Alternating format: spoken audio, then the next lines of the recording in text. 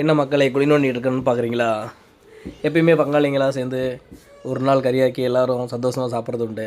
அந்தமாரி இன்றைக்கி திடீர்னு சாப்பிட்லான்ட்டு தோணுச்சு. உடனே வாங்கன்ட்டு எல்லோரும் சித்தப்பா பெரியப்பா அண்ணா எல்லோரும் போயிட்டோம்.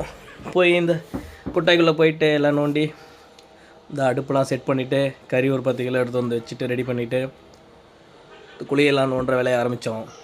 குழி ஓரளவுக்கு சித்தப்பா நோண்டி முடிச்சிட்டாங்க. உடனே வெங்காயம் தக்காளி எல்லாம் எடுத்துகிட்டு வந்தாச்சு. அடுத்தது நெருப்பை போட்டாச்சு. போட்டுட்டு குண்டானை தூக்கி வச்சு அடுத்து ரெடி பண்ண ஆரம்பித்தாச்சு. எப்பயுமே இந்தமாரி தான். நாங்கள் மாதத்தில் ஒரு தடவை வீட்டில் என்ன தான் நம்ம சமைச்சி சாப்பிட்டோம்னாலுமே இந்த எல்லோரும் ஒன்றா சேர்ந்து சமைச்சி சாப்பிட்றதுல இருக்கிற அந்த ஒரு சந்தோஷமே எப்பயுமே வேறு லெவல் தான். சமைச்சாச்சு, எல்லாம் ரெடி ஆகிடுச்சி.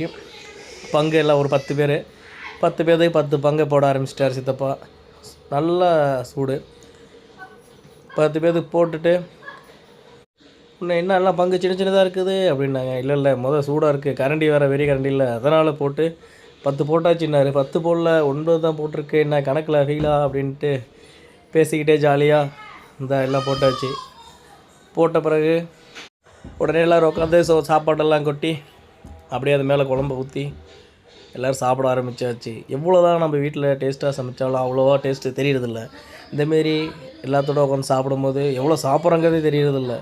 வயிறு ஃபுல்லாகிடுச்சு எல்லாத்துக்குமே. நல்லா திருப்தியாக நிம்மதியான ஒரு சமையல் வேலை இன்றைக்கி முடிஞ்சிச்சு. எல்லாம் பங்காளிங்கெல்லாம் ஃபோட்டோவுக்கு போஸ் கொடுத்துக்கிட்டு எல்லாம் சாப்பிட்டு முடிச்சாச்சு. காலபைரவர் ஒருத்தர் பார்த்துட்டே இருந்தார் ரொம்ப நேரமாக. சரி நம்ம சாப்பிட்டு முடிச்சுட்டு அப்புறம் அவருக்கும் கொஞ்சம் பரிமாறுவோம் அப்படின்ட்டு போட்டோம். அவர் ஒருத்தர் மட்டும் சாப்பிட்டுட்டு இருந்தார், மற்ற 2 பேர் ஓடிட்டாங்க.